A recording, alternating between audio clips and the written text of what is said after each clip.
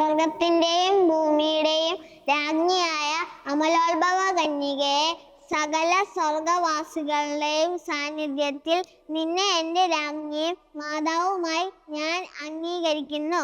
ഞാൻ പിശാചിനെയും അവൻ്റെ എല്ലാ പ്രവൃത്തികളെയും ആഘോഷങ്ങളെയും പരിത്യജിച്ചു കൊള്ളാമെന്ന് വാഗ്ദാനം ചെയ്തുകൊണ്ട് എൻ്റെ ജ്ഞാനസ്നാന വ്രതങ്ങളെ നവീകരിക്കുന്നു.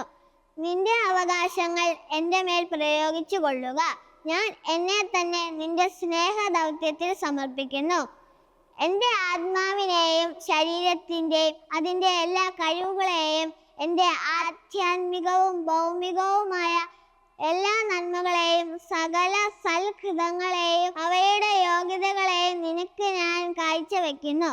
കാലത്തിലും നിത്യത്വത്തിലും ദൈവത്തിൻ്റെ ഉപരിമഹത്വത്തിനായി അങ്ങ് അവയെ വിനിയോഗിച്ചു കൊള്ളുക.